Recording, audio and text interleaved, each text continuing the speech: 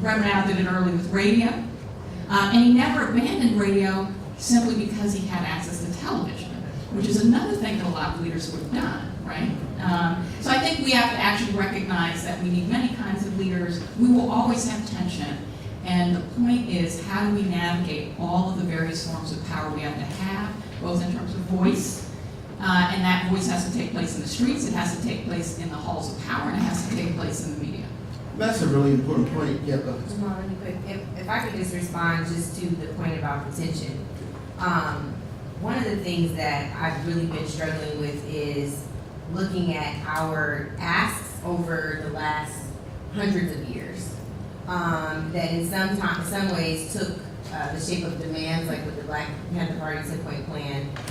We ask for the same things over and over again, and the reason why we can't get anywhere is because of the tension. So I'm just wondering at what point, and this is not in direct response to you, but you triggered a thought, at what point do we lay the tensions aside, Dr.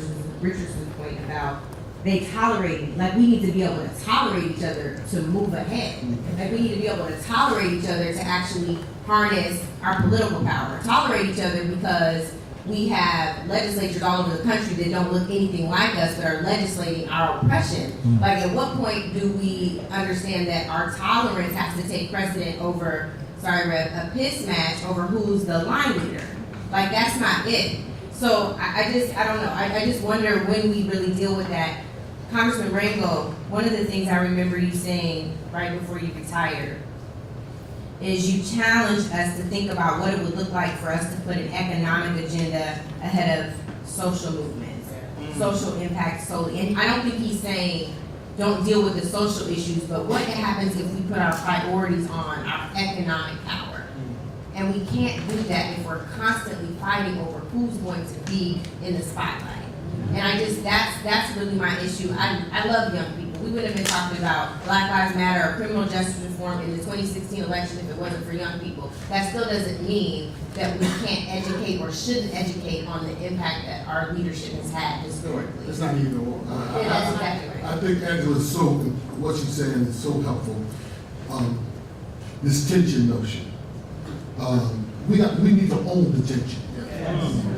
And understand it, because if you look back over the journey, there is this constant tension between our leaders. We start the book and be watching, walk on up. There's always this under conversation and the threat to their space and the kickback, the automatic human kickback to somebody threatening my contribution. And so I think it's helpful when we don't pretend that the tension is not there. We need to own it. There's this tension, and leaders have a proud time emerging in the tension, because those who are in place are threatened by the emerging leaders, because they see it as diminishing themselves.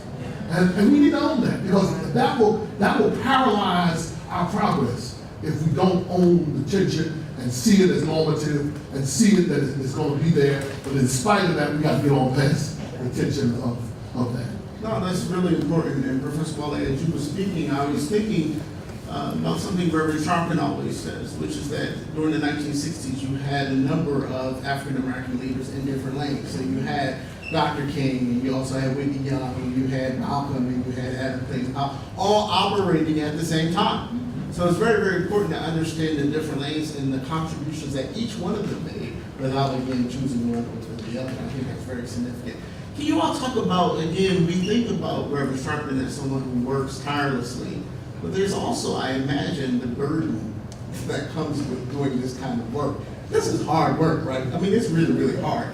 And I was wondering if you could speak to what that means to be a civil rights leader in 2017, always on call when anything happens. And how do you all view that, particularly in being a person who has to be ready to go and be done? So I'm not sure how the rest does it, because I personally sleep, and I don't know what the rest of it.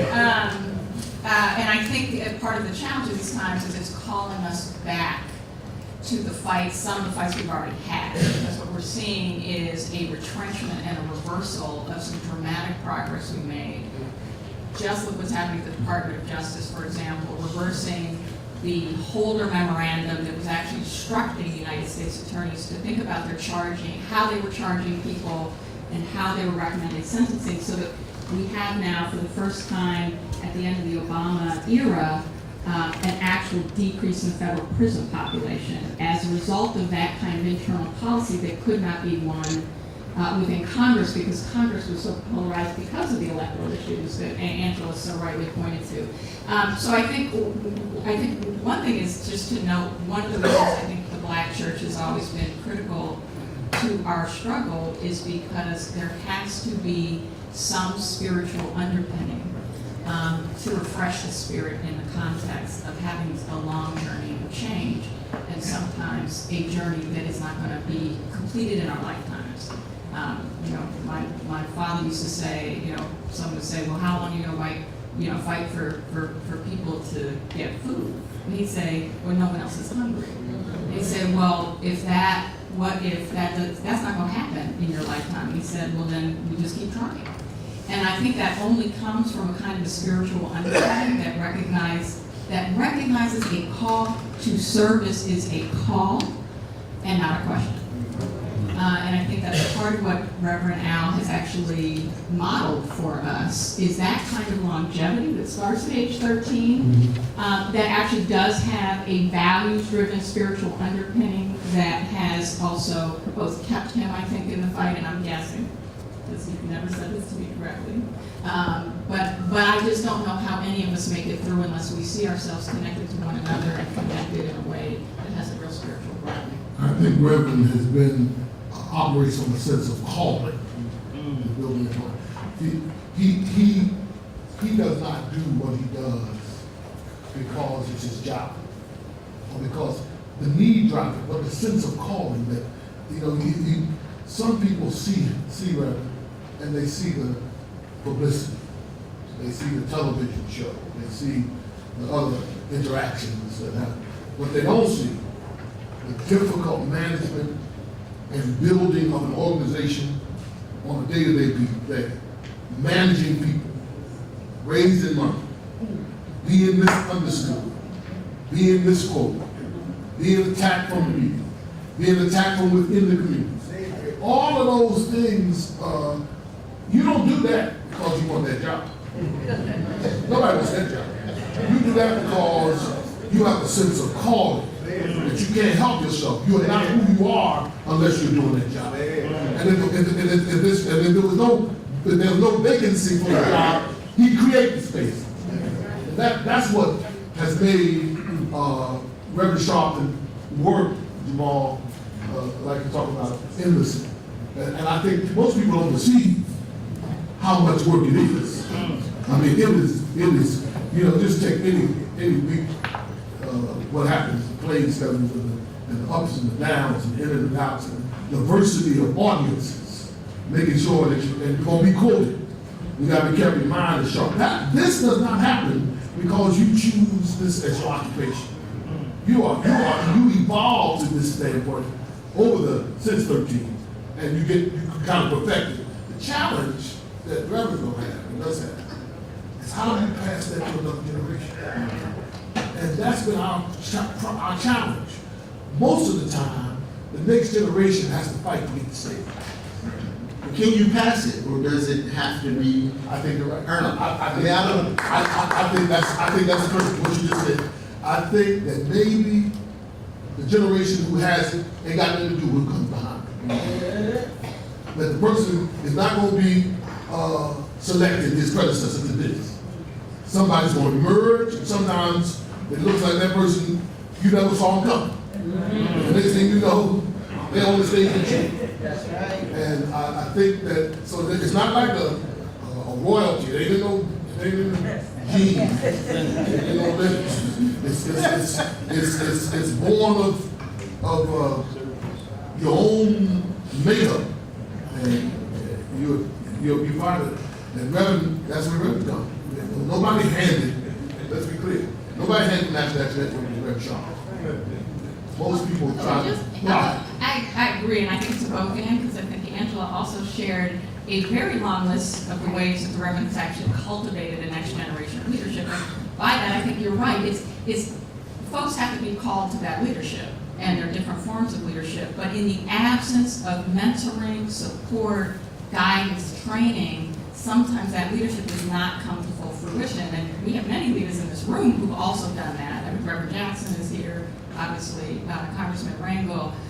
But we've seen it throughout our history of struggle that we always have had generations of leaders who can point to the leaders who helped them become leaders in their own right. And by that, that's not anointing, which is, what I hear. You still have to work for it, you still have to identify, you still have to be a leader. But that doesn't mean it just happens because you woke up one day and said, I'm gonna lead. It always takes nurturing. There's none of us that gets where we've been. I can point to 12 people who helped me get where I am. And every single one of them, their support was important. So, and I think that is the importance of also having and fighting for an institution and organizations, is because that also becomes a vehicle for helping to develop that leadership and giving it a chance, right? To try. And you have to put in the work too, right? Obviously, So to Maya's point, I don't know how Reverend does it either.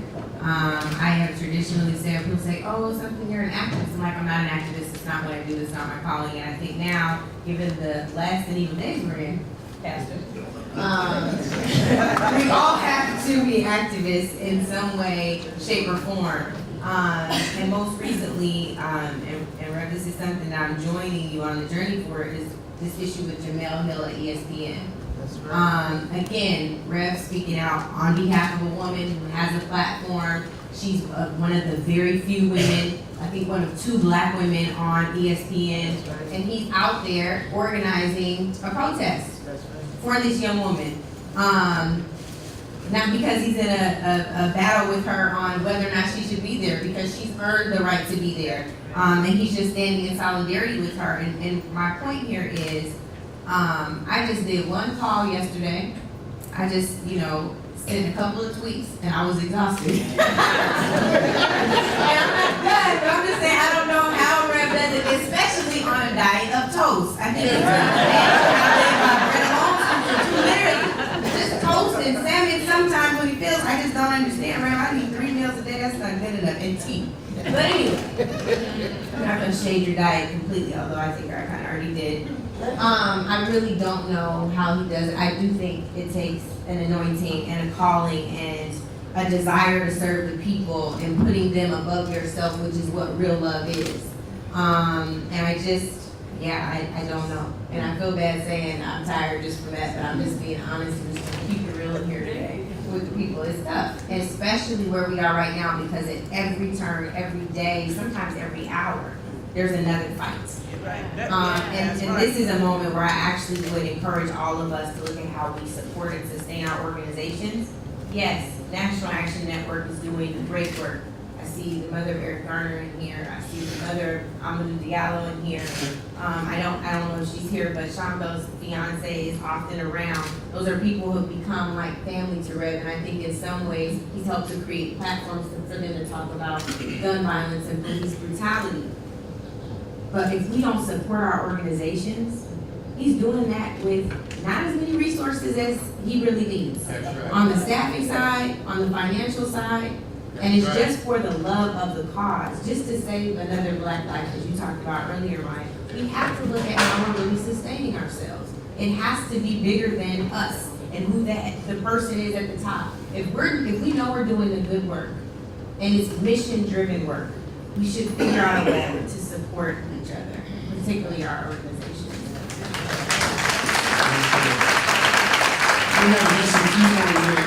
As I think back to 63 years of life, 50 years of service, of course there are a number of things that we can list in terms of the accomplishments that Reverend Sharpton has made and the contributions to humanity and society.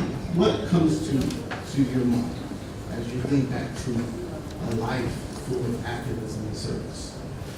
I think being a critical voice that transcends the long term. In other words, if you took Reverend Sharpton from 13 in Brooklyn to today, you would see consistency, and continuity, and adjustment.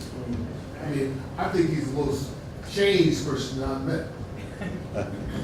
He changed with the times. He took, you know, take him from the jumpsuit. He sitting at the White House with the president. I don't know about involved in that. That's the opinion of evolution. And also, not only the company thing, but the wardrobe things. The wardrobe changes, and the appearance change. You know, I mean, just to see him evolve to a more correct person, and I think that's a blessing. It's a real privilege. I appreciate the comments about the evolution. I think the one thing that I would just really emphasize here is the importance of us not only understanding the historical impact, but understanding the trails he blazed, the doors he's opening. He's still alive. Rev said he's not retiring until he dies, so he's still alive, so he's still working. But I also think it's important for us to really take time, and by us in this moment, I mean younger people. I'm not that young, I'll be 38 soon. Don't do that, don't do that. Don't do that. I'm serious, I really hope that younger people that I can help groom and train up actually get a hold of this footage and learn about this symposium, because I think there's a lot that we can do to not repeat some of the mistakes that were made, but to also grow from some of the really strong moments that Rev's had, that the movement has had. We really need to be doing this work. Maya, you talked about this earlier too, but we really are reliving a lot of what some of us just watched on Eyes on the Prize. You know, to see some of the very treacherous challenges of the 60s and even in the 70s come about now. To see the FBI have a report leaked about black identity extremists, but we don't see a report on the KKK and white supremacy in Charlottesville and other places that were underreported, right? Like, we know that time is upon us. Hate crimes and hate incidents are on the rise. What can we do to learn from the folks who laid this groundwork for us? How can we lift them up? How can we sit at their feet, get the wisdom, and then have the courage that Rev was talking about earlier through Operation Breadbasket, to just take a stand, to not stop, because we can't afford to. Our lives are quite literally on the line. I don't know if I want to follow. So I'd like to say two things, which is, I know, cheating, but I'm going to say two. One is that, because we haven't noted it, and it is consistent with the Rev changing with the times, but not just changing with the times to change the tracksuit for a nice suit. It was to change with the times, recognizing what the black community needed, so to the point of economic development and empowerment, and recognizing we didn't have broadband, if there wasn't computer training, if we weren't showing up in technology, then that was also a critical issue for us moving in through the 21st century into the 22nd, and actually doing a significant amount of work on digital equity. And so I just wanted to shout that out, because it isn't, I think we don't want to paint too narrowly the identification of where we have to insert the power that Reverend Sharpton has helped build. But I think secondly, and I'm going to say most importantly, is power. I'm going to keep coming back to power, because we are at an inflection point in this country where I would argue we are now back in movement times, right? Not just organizational times, movement times. The protests, decentralized, happening across the country on multiple issues of the way in which we're fundamentally having a debate about who is allowed to be in this country and who is not, both physically and psychologically, right? Who is a member of U.S. society? And right now, it's none of us in this room. It's not one of us in this room. One of the critically important things that Reverend Sharpton has shown is how you behave in movement times, which is somewhat new, particularly for generations who grew up hearing about movement times, but not being in movement times. And I think that kind of leadership bridge that's both institutional, that's knowledge-based, that's skills-based, that understands how to identify and move policy in a way that still includes that kind of activism and recognizing how to be at the table and fight for the table is something that we need now more than we maybe ever have. Because to Angela's point, unlike other movement times, I feel like we have two different sets of movements. And one is the movement for an America that is fundamentally going to take us back to the Civil War. And it ain't over yet. I think we can still win the Civil War, but we have not won it yet. And the movement fighting against that, what I still think is a minority of the country, but deeply empowered by Washington right now. And so the fact is that the legacy is moving forward, not looking backward. Let's thank our panel.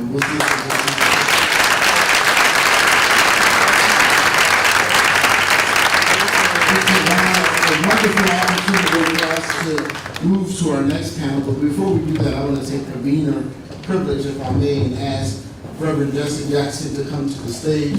We cannot talk about Reverend Sharpton without understanding the significant impact of Reverend Jackson. I wanted you to just start off the discussion, if I may, asking you how you met Reverend Sharpton as a young boy. If you can tell that story, then we'll segue if you can to the very last one. Well, I have been blessed. Good morning, everybody.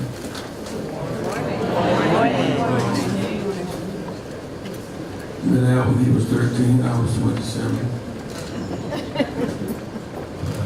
Last Sunday I was 76 and he's now 72. Quick math. Some ability to what previous panel said. I was in Virginia, New Jersey last week doing voter registration. And in Greensboro and Raleigh, Friday and Saturday here today, on the way to Atlanta this afternoon. That's all my schedule to be part of this. Puerto Rican Virgin Islands this weekend. The call to Christ and on to Detroit on the summit. This is not a job, this is a mission. Yes. Al is in that tradition. One of the observations about Al, I'm going to give out several points, is that Al had a sense of purpose and personality at 13. Some of us are still in search of ourselves. 30, 40, still trying to find out what is our special something. Al had that something, that it factor, when he was 13. One characteristic is Al gravitated to Reverend White Aubrey, you mentioned. He gravitated to Bishop Washington and to Reverend Bill Jones, Reverend Richardson, to Adam Powell, to James Brown, to Chris Sutton, Charlie Rangel, Hazel Dukes, the daughter, Roy Richardson, have always embraced the wisdom of older people. I was sucked up yesterday like a vacuum cleaner. In the struggle for the long distance runners, you must be serious, but not take yourself too seriously. I say be serious, but not take yourself too seriously. Next, in 2019, we will have been here 400 years. On our best that we started nothing, we joined something. Or we did join something. Those who tried to make, when they were born, that they had started will never connect with the country. So Reverend Kevin Morris and the like, Reverend Al identified with the Bible said, remove not the ancient landmarks, you know the fathers have said. Al always stayed close to the landmarks. The second thing I noticed about Al early on, which makes him different in terms of environment. You cook a batter, make a batter of dough, sisters. You put it in the pan. The bread will look like what you put it in. That doesn't make animal food, because animal food, the snakes, the elephant, the rat, all taste alike. They look different because of the environment. The environment is a big factor in leadership. In some sense, Dr. King's basic ground was south. There's a whole section of our development, the south, the ex-slave states. Malcolm's domain in some sense was north. Never really got south. But came south and moving north in the Red Basket. Al grew up in north-south. I grew up in south-north. There are no gangs in Selma and Birmingham, Georgia. There are no adulteries in Sonny Carson. There are no nationalists. There are no Dr. Michaud's in Anderson, Alabama. Learning how to cope with the terrain of the North is its own domain. It's another whole body of people who see church and everything else differently, and see people differently, and the options are different. So now comes out of a north-south domain. They say he's an ambulance chaser. He is an ambulance chaser. Me too. If your relative in an ambulance, why wouldn't you chase him? I mean, why wouldn't you chase him and see is he going to the right hospital? I wish Freddie Gray's parents had been an ambulance chaser. Been alive and came out dead. So handling these attacks and these errors, Captain, is a part of it. Dr. King got agitated. He said, yeah, that's the washing machine. That's what chicks are doing. I am an agitator. You're extremists. You're not extremists for justice. So being able to handle the attacks that come your way as a part of the development, handling the attacks. The Black Church has always struggled for a voice because it basically is the institution that's adjusted to its environment and salvages us within the environment. The Black Church does not isolate us from reality, it insulates us from it. And sometimes insulated people don't act because they adjust. When your back is against the wall, you can do three things. You can adjust, resent, or resist. You can go in the back of the bus and you can adjust and go back because that's what other people do. You can be on the back and be upset because you got to be on the back and say one day I'm going to change it. You can resist it one day, just change it and just don't go back and take the risk of going to jail or being killed.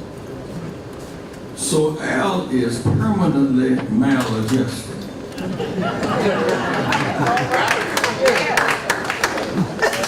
He wakes up every day and reads the papers at 5 a.m. looking for a fight. He's maladjusted. That is a certain orientation.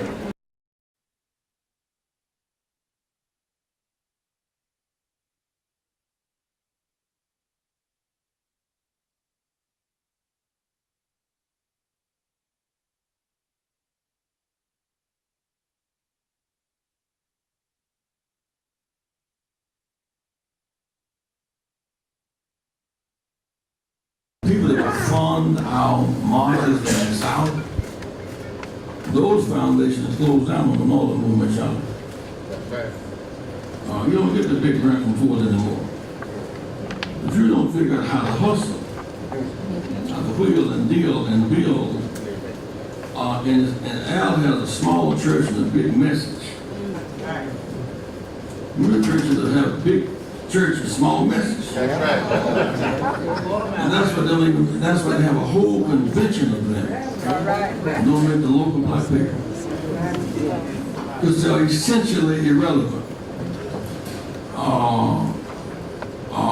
Well, I wish I could make sense of that. I wish I would be able to.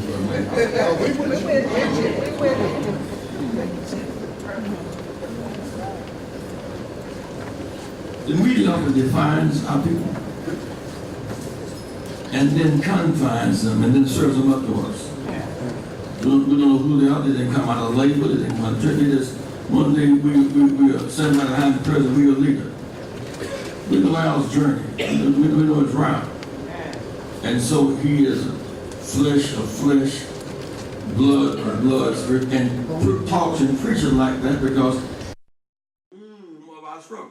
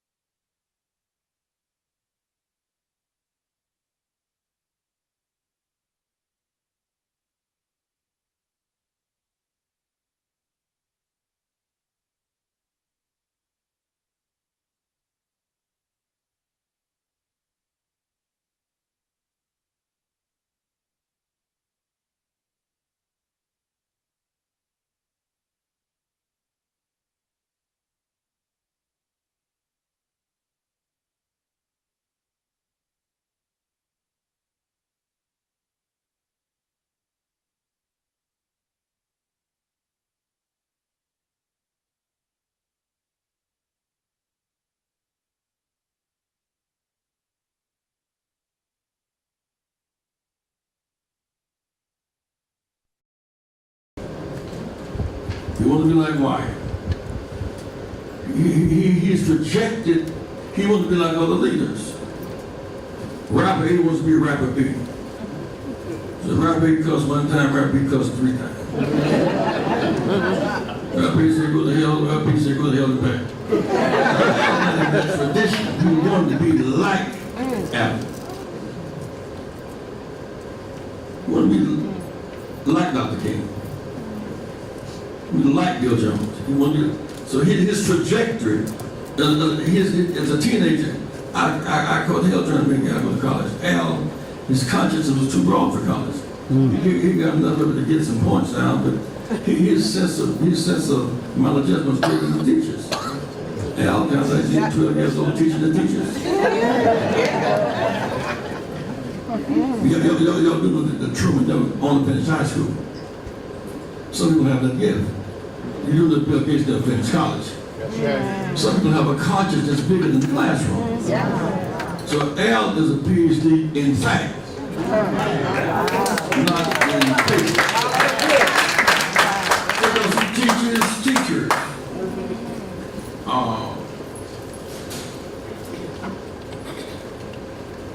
Older people. He's 13, he's about 40 years old, he's 13 years old. Now, Al was going to take the risk to be a leader. Stabbed, jailed, criticized, demonized, marginalized, because he inherited nothing and earned everything to break through the milieu of rejection. Well, it's rejection question. Dr. King, when he died, the week before he died, a Harris poll came out. Dr. King was 55% in the negative among blacks, and 72% negative among whites. The week before he was killed, he became 100% April 5th. That was not. Dr. King came up. Preachers had a meeting, a press conference in Chicago. Said Dr. King go to hell. When one preacher said go to hell, and all 3 networks and that preacher in Chicago says King go to hell. The ministers' conference had a meeting. We don't need you here. The Baptist Convention kicked him out. Those with that lead must swim upstream.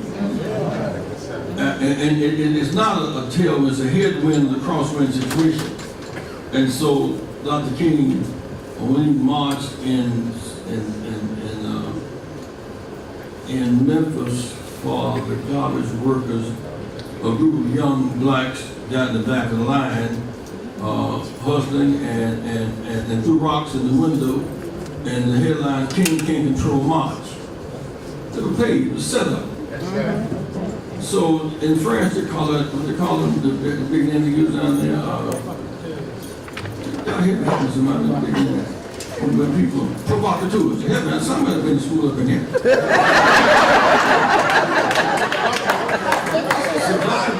Surviving provocateurs is a a big piece of this thing. People who come, Malcolm talking, the white people walking in the Baltimore and kill Malcolm. That risk. Last point is Al is he ain't what he was.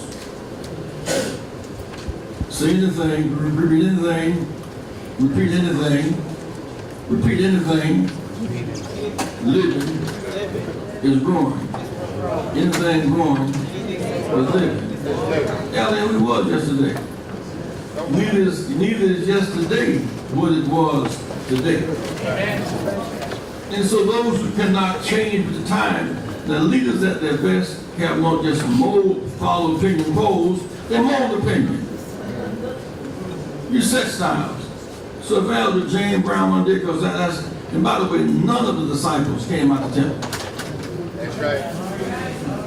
I'm saying none of them was Deacon Mark and Deacon. All of them came outside of the traditional church. Y'all bear with me for a minute because our domain, the lane I run in, Al run in, is not inside the church. We could have a church and be in the domain of adjustment and consolation.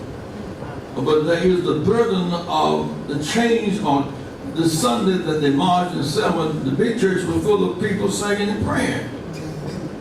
Dr. King himself was in Ebenezer that Sunday morning when the march took place. They gave him a note saying the march just got beat in Selma. He said, "I'll be there this afternoon by 5 o'clock. That's right. And so this idea, this last point here, is he has embraced the spirit of his time. We get along sometimes we don't. It gets on my nerves.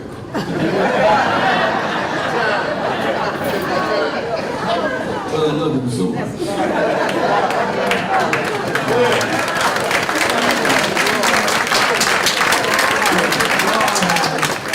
Called him and give him the tools of his time. And I think sometimes that time business, we are saying about Black Lives Matter. What made SNCC successful? Because it followed SLC, NAA, and Urban League. It joined the tradition and expanded. We already had the leadership model.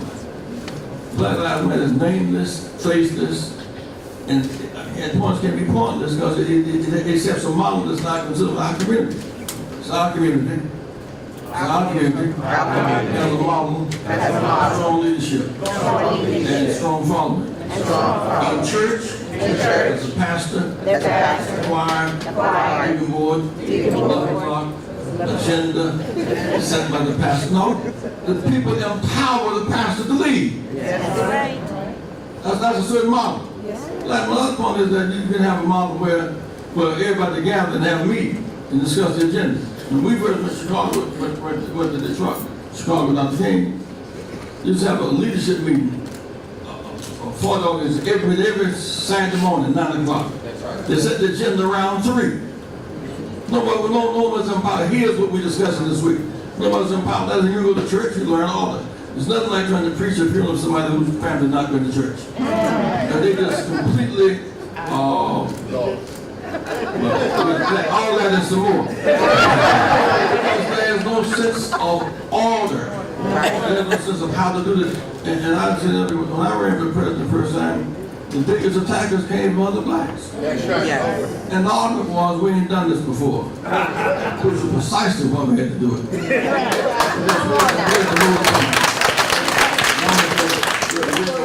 Challenge for being there. Eventually, that can't put that.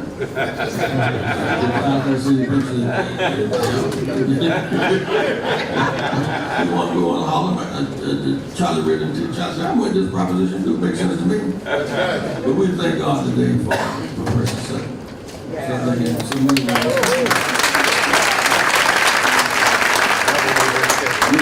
The person 7 is kind of the godfather of us all in terms of his reach.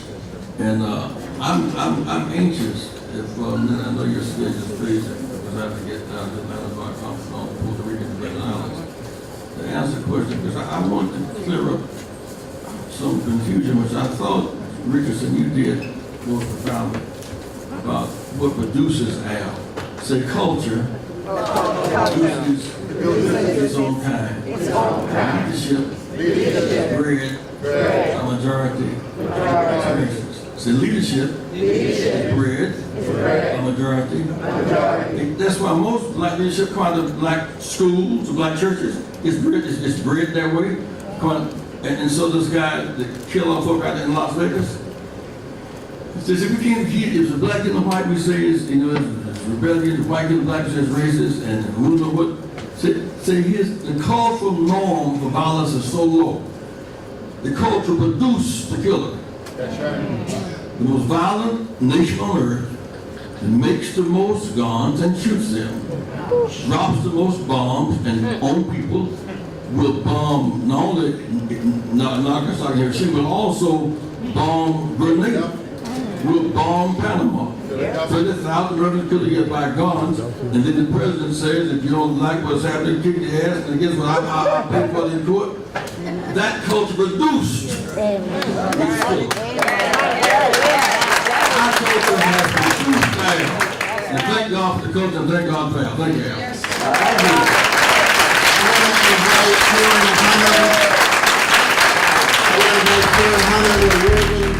So we're gonna do it after. Yep.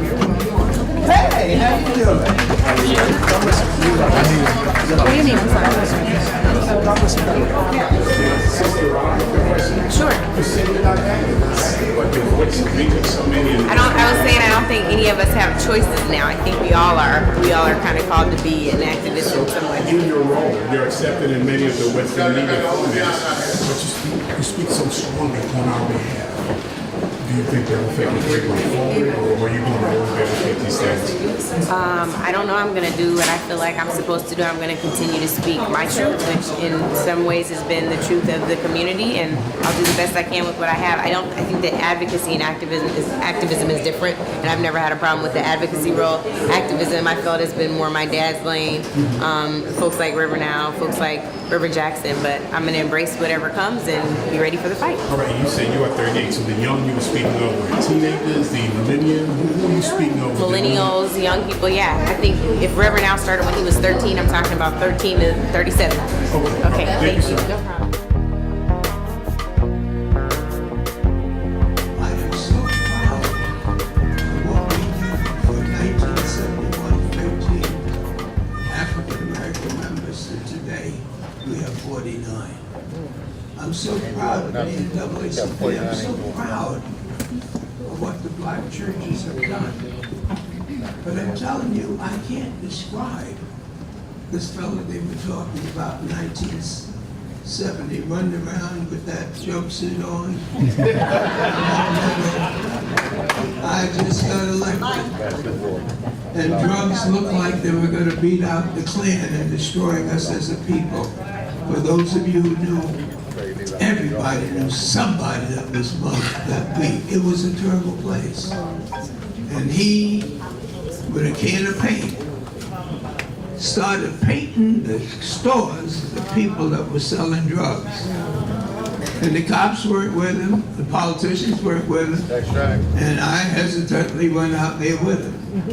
I said hesitantly because over those years, Al Sharpton, more than any one person I know in all of these years, has kept hope alive.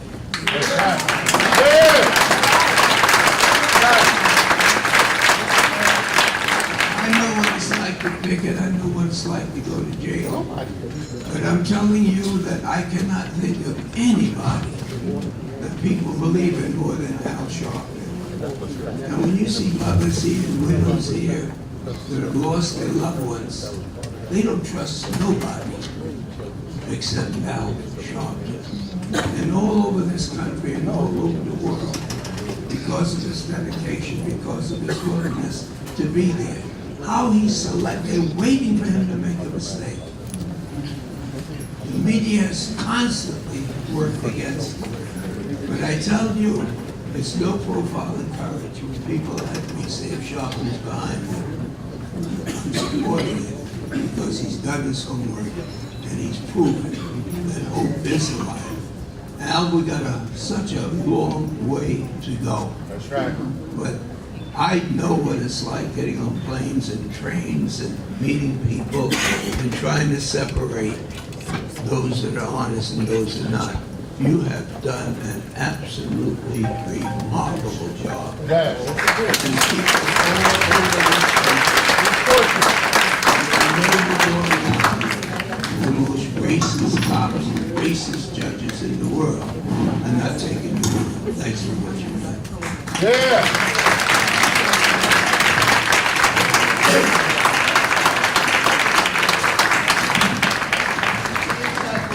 Thank you, Representative Charles Rangel. Thank you. Good morning, everybody. Such a beautiful crowd. First, I want to say how honored I am, and thank you, Reverend Sharpton, for inviting me to moderate this panel. I'm not worthy, but we will introduce our first panelist once everyone is seated. The first time I met him, he had voter registration forms, papers under his arm. This was before breadbasket. He was scurrying around. And what impressed me, and I can still see the image of this young fellow with voter registration forms under his arm. And he was moving with purpose, swiftness, and serious. And of course, at an Operation Breadbasket, we met. Reverend Jackson was the national director. Reverend Bill Jones was the chairman. I was the executive vice chair. Just your mic, Reverend. Oh, good. Thank you very much. I usually have a daughter traveling with me to kind of help me with this contraption. So during that time, in Breadbasket is where I really got to know him. And then, of course, we had many struggles after that.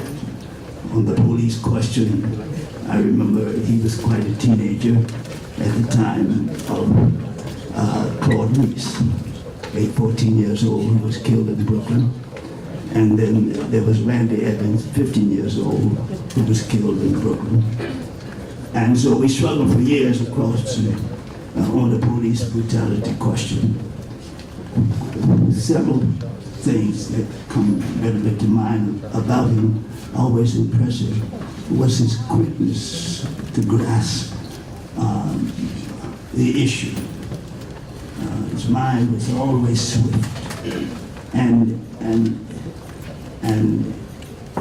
his ability to have a timing that he seemingly knew what time it was. I remember when we were coming back from Rockefeller, draconian measures as it relates to drugs. And we were riding the car. I said to Al, I said, hey man, this was the Amadou Diallo case. I said, hey man, the timing is right. The time is perfect. What we need to do is have a daily civil disobedience. And quick, got it. Where we going to do it? Court. Concord. No, not good. Police precinct. #1 police precinct. Good. Got it. Let's go. And this kind of thing. And the daring. It was a daring about him. A reckless daring with intelligence. On the Michael Griffin case, I met him at the court. We were there struggling on Michael Griffin. And he said to me, he said, man, I'm going down to the subway tracks. I said, yeah, for what? Well, I'm going to jump on the subway track. I said, what you going to do, by yourself? Yeah. I said, well, I'll go with you. And he led us all down, and we jumped on the subway tracks. The Michael Griffith case, he said, man, I'm going to, the issue is to go back out to Howard Beach. And let's go out to Howard Beach. I said, well, we go out to Howard Beach. So over the years, we've seen this kind of daring of which everybody has spoken. The other thing I was saying that I was concluding is the strategic, the tactical mind. You know, all leaders don't have a sense of strategy, a sense of tactic. you know, timing, tactic, that this is how we're going to do it. And so Al always had a sense of not only doing, but how to do it, how to get it done. And his creativity, finally, that's why I said we need some kind of parameter here. Finally, I make the statement sometime publicly. He has some, he's godlike. And before I be accused of blasphemy, what I mean is that God created us in God's image, which was the capacity to create something out of nothing. And I watched him over the years just create something out of nothing. Nan's 25th years, he has created out of nothing. And so to me, the most exciting, other than Jesse Jackson, of course. Jesse Jackson's all of our mentors, but he's the most exciting individual. I just enjoy watching him grow, create, and move ahead. Thank you, Reverend Dr. And I think it's important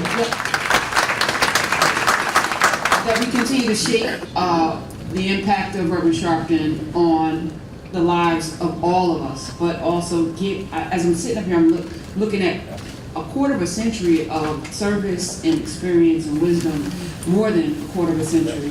And so I want to hear from you. So I'm not going, there's a time limit, yes, we have a time limit, but I want to know the experience, Dr. Dukes. By the way, since age is merit, something I suppose, I'm 87, so I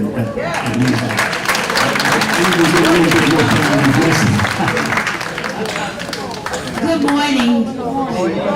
I will bless the Lord at all times.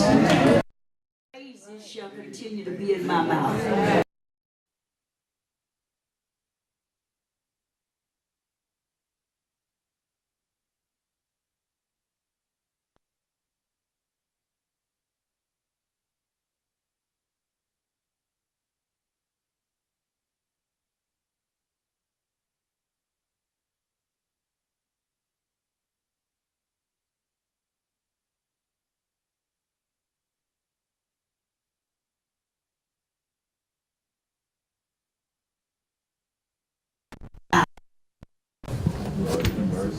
I was the only woman who said, "Here am I, send me." And my position was in the Lincoln Tunnel. I sat in the Lincoln Tunnel so no cars could go from New York or come from New Jersey.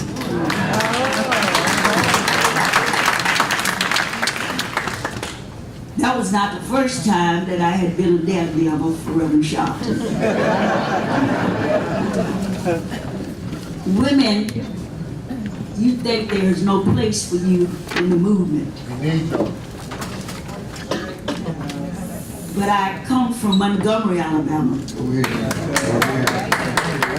Rosa Parks is my Sunday school teacher at First Baptist Church. My dad was a Pullman porter. That's how we got to New York. I was born in Montgomery, Alabama. I am the mother of Reverend Al Sharpton.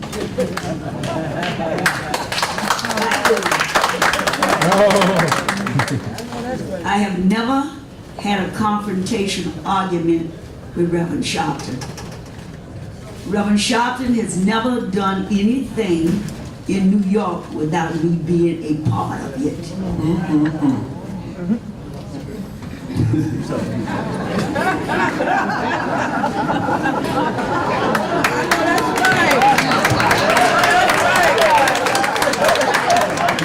It can't happen unless I'm there.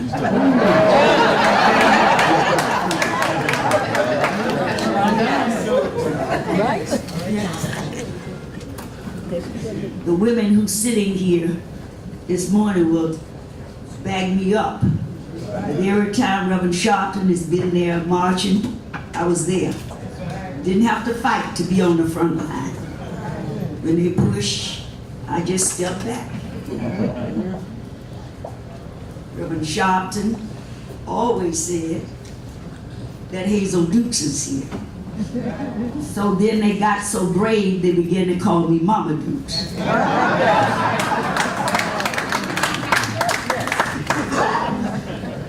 Activism for me, being jealous. But let me tell you about what I know about partnerships. I was in Alabama, and they decided they was going to have a march in New York. They called Ben Hooks, and Ben Hooks said, "Where's that little boy?"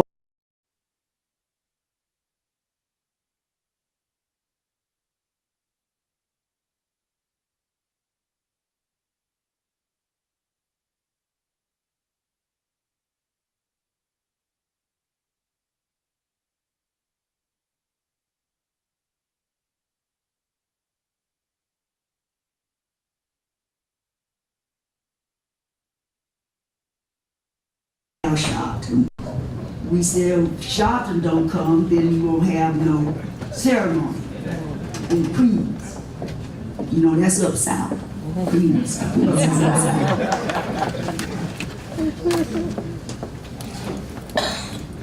My history of Al, and I sat there like Charlie Rangel and heard people, Dr.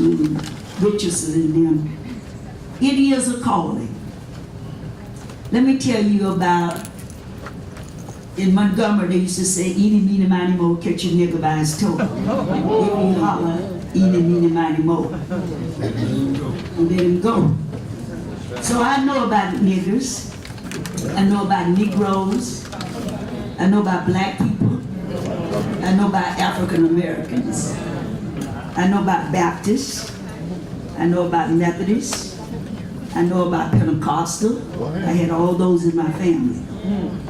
I went to Sunbeams meetings. I went to the little Mary Mac meetings. And I saw a lot of hypocrites in my time.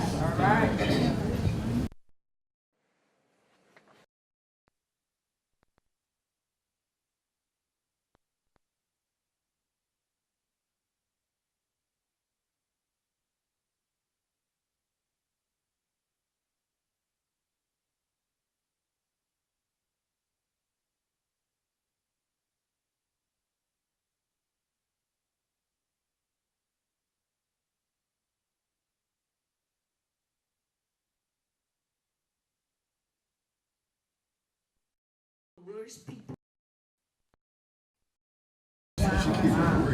You backbite, you criticize, but you don't take roles and actions in support of us.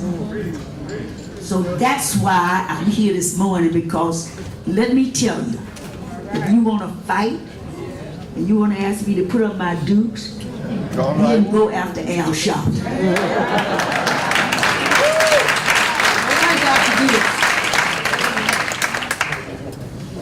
This is a calling to go 24 hours at school board meetings, community board meetings, Sister Nixon. You see that old lady, 92? Fighting for she never missed, I chair the health committee in Harlem. She never missed a meeting. You young folks, always talking about you standing on our shoulders. Well, get off of Al's shoulders and get up and do something. Like go out and vote. He carried the voter registration forms. You can't even get up off your rusted, dusty, and get to a polling place to vote. How disgraceful. How disgraceful. Yes, Jesse Jackson has molded many young people. No thank you from our community. But we don't need thank you. We need for you to get up and go to the polls. We need you to understand the issues. When we have a forum on Saturday mornings, Reverend Sharpton, educate. Educate. I I listen every Saturday. I see the stream. I hear him on Sunday mornings, opening up the mic for people all over the country that's hurting. But you know what? It's on us now. That's right. Reverend Sharpton has paved the way. He's been on the plains that has been rocky. He's been there in the midnight hours to the family, consoling them. But the time, as Charlie Ringo said, there's a season for every reason. Al Sharpton has told us what the season, and all of these men, Reverend Daughtry, you've been in jail, you had one of my sisters get fired. They called us to say Harry Michelle was at the Urban League. See, nobody boss me, Jackson. I'm my own boss. I don't care who they have as president in the NAACP. I run New York State. I'm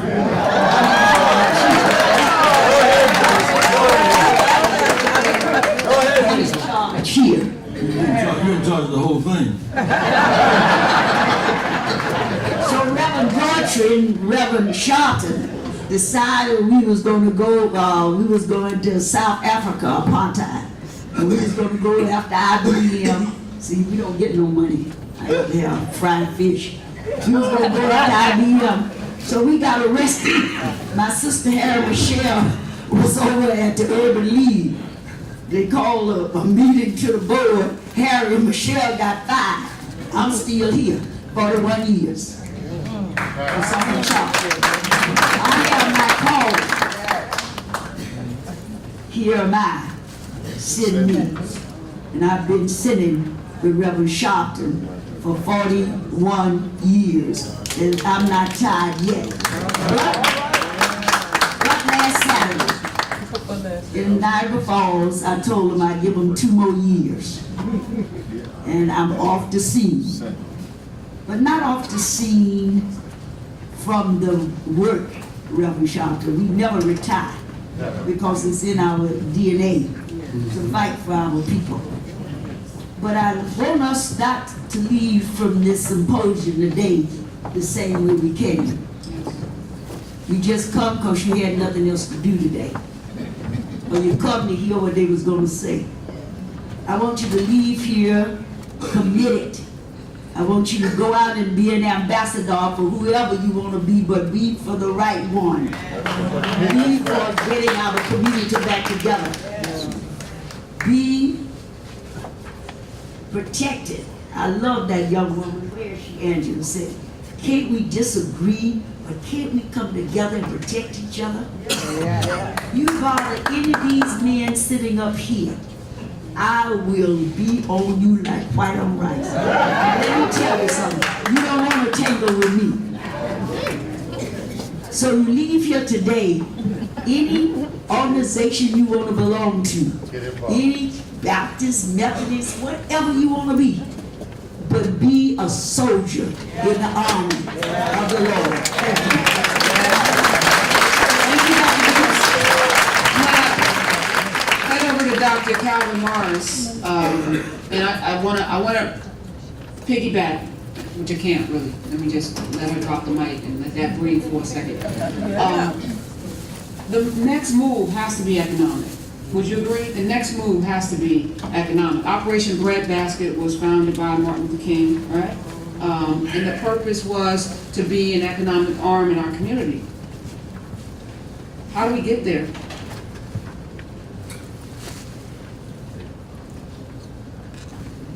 Well, first of all, let me thank Al Sharpton for inviting me to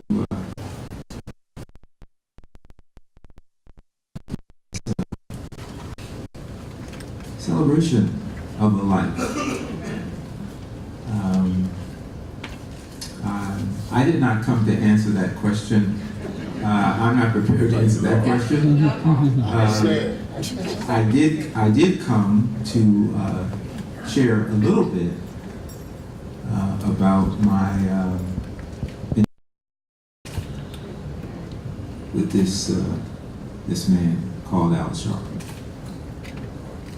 As I recall it, it was at Bethany Baptist Church in Brooklyn, where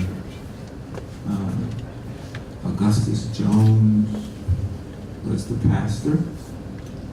And I came to help put in place, at the direction of the National Director of Operation Breadbasket, Jesse Jackson, I was asked to come here to certify, in a sense, the Brooklyn Breadbasket chapter. And I met this young man. The chronology today has drifted a little bit. I hear 13 years old, I hear 14 years old, but all I can tell you was there was this young guy who was, as my grandmother would probably say, who had been here before. Those of you who are too young to understand that, it just means that you meet a young person and they come across as old people. And Al was certainly in that category. I was the associate director of Operation Breadbasket, national. Yeah. National, international, local, whatever it was. I was associate director, and I have had the privilege of following Al Sharpton over these years. Now, I must say that Reverend Jackson's analogies and his sense of Al Sharpton, I don't think I've ever heard a presentation as sharp and on key when he talked about Al. Al has always had the capacity to take in from people, to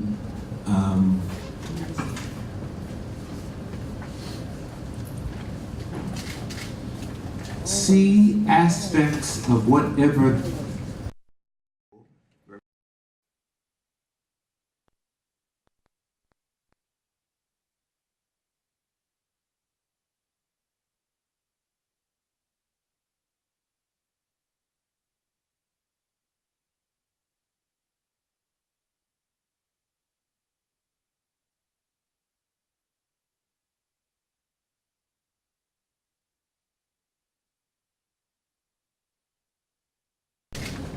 a commitment to change, to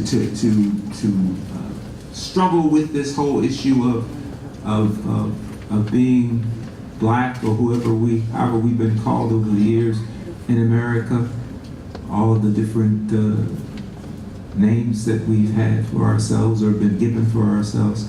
But Al, looking at that reality, being driven by his own sense of what was necessary, but who had the capacity to bring together a lot of different ideas and thoughts and directions.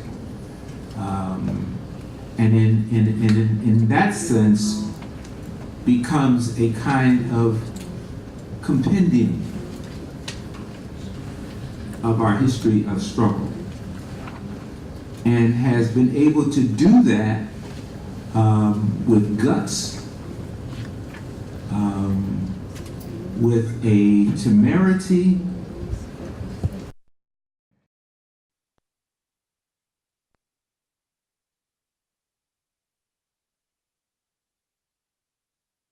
as a person whatever Al has done in his life, whatever kinds of thoughts he has incorporated from others and all that kind of stuff, he has had his own sense of who he was and the person that God that called him to be.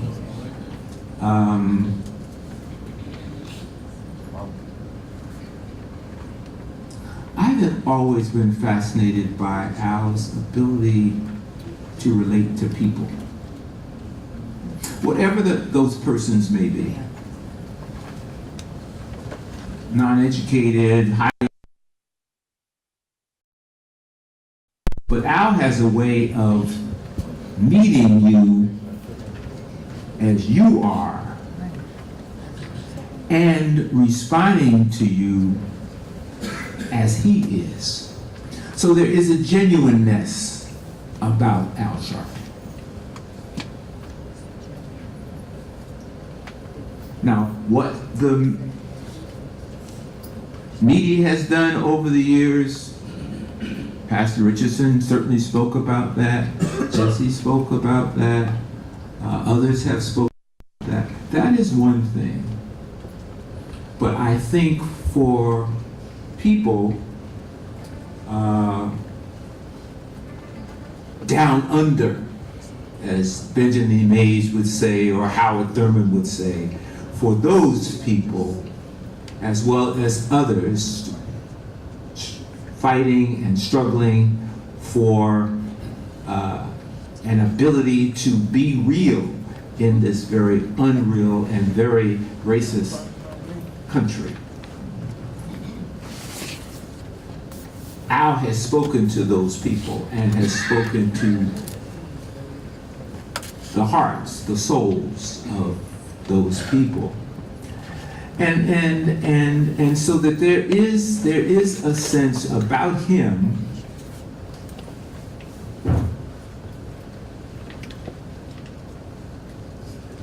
that when he speaks and acts, people know that he cares. That's very unique in leadership. Because some people can be a leader here, out there. Some people can be leaders because they really are concerned about being known, being elevated, etc. and so forth. But my sense of Al Sharpton over the years has been his capacity to be the genuine person that he is. And over these years, and I did meet him when he was 14. So that's been a few years ago. I have never seen him err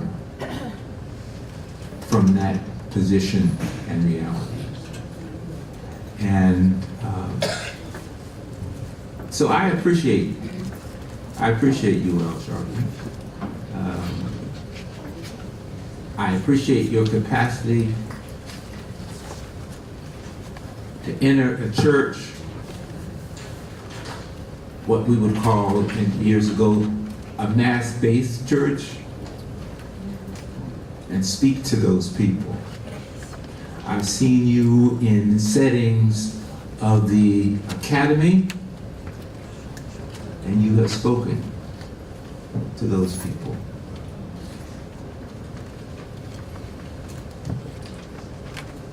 And maybe that's the God in you who speaks, but it is certainly a gift.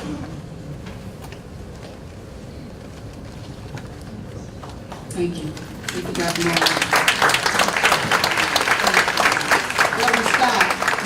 Reverend John Scott came up from North Carolina many moons ago in the early 70s. What was your first encounter Reverend Al. Having been involved in this, first I want to give thanks to God. Amen. Give God praise for how far we've come. A hymn that says we've come this far by faith. In no ways tired. I don't believe He brought us this far to leave us. And I'm blessed to be sitting between these giants. Sitting there, we owe a great debt of gratitude to them. And sitting in my beloved brother, every one wish I haven't heard anybody say it, and that my prayer was that when King moved off the scene, he would have been the man that have kept the ball rolling. Amen. And so when I came, I met Al, and a way, it was kind of ironic because at that time, Jesse, you know, Baptists didn't participate too much with Pentecostals. That was that division, not as bad as now as it was then. And when I heard Jennifer's father, Bill Jones, say, I want you to meet this young man from Washington Temple Church of God in Christ, well, I had a lot of questions at the top of my head, but as being a boy preacher also, well, just, I mean, phenomenal. And so when I met Al was almost just like a person that was arriving on the arch of time. Didn't seem to be like he wasn't a teenager. He was a person for the moment. And I remember when you came to, you just didn't come and sit. First thing he did, he realized that we didn't have a breadbasket choir.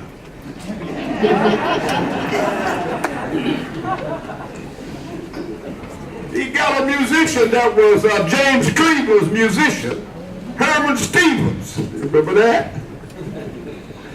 Brought him over in the fellowship hall of the Bethany Baptist Church and began our breadbasket choir. Because Reverend Jones says, I'm going to make him the head of our youth division. And you see in this program how Al, as a teenager, it was really frightening. It was really frightening. Because to see a young boy, I guess I was 20, you were 27, I was 28. Oh, no, he didn't. No, he didn't.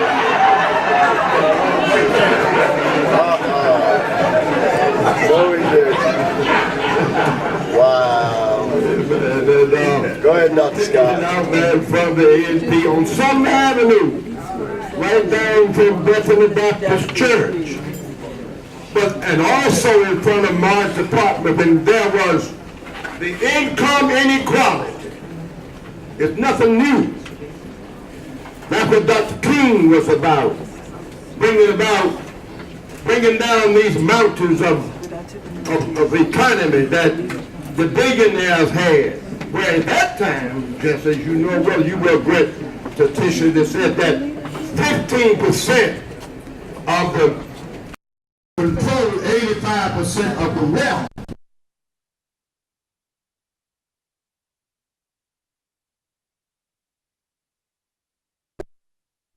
And 99% got to live off the 1%. But Dr. King was about economic equality. That's what the poor people's march was about. And so, in terms of economic equity, not equality. You can have the numbers at the bottom, but there's a lot of room at the top.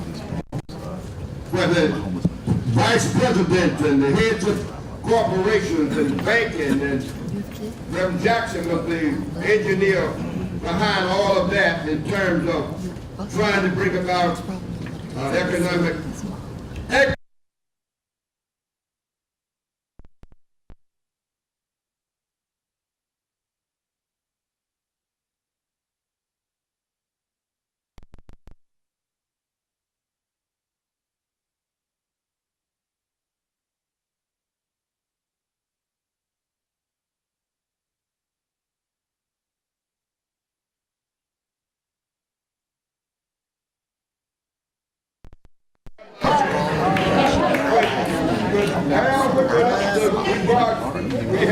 Mr. Mike. Mr. Mike.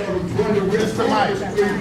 And on that whole day, we received the marches from West 4th Street over to A&P headquarters. All three was there, and I didn't know what Reverend Jones was doing, carrying this young boy to jail. But we were going to sit in, and we went to jail, and that night, Reverend Al Sharpton was. And the priest got sick the next morning. And this is how God worked through the Pentecostal presence of his omniscience and his omnipresence. The priest was sick. And Reverend Sharpton took his hand as a Pentecostal and laid his hand on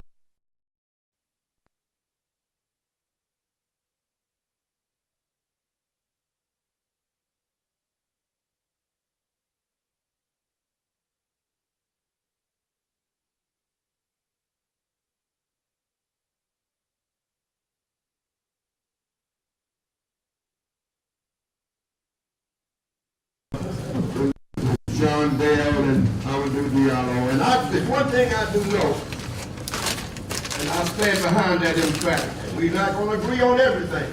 No. But we do agree on basics. And that is that we have come a long way and done met all the stumbling blocks and the pitfalls. We still are standing.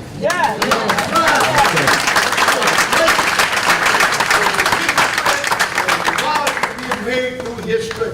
And now my only prayer is that, as Reverend Richardson talked about the younger preachers, I think that we older preachers, in a way, need to reach back for the younger preachers, as the older preachers did in our generation, and hook and let them know that we just didn't fall from the sky.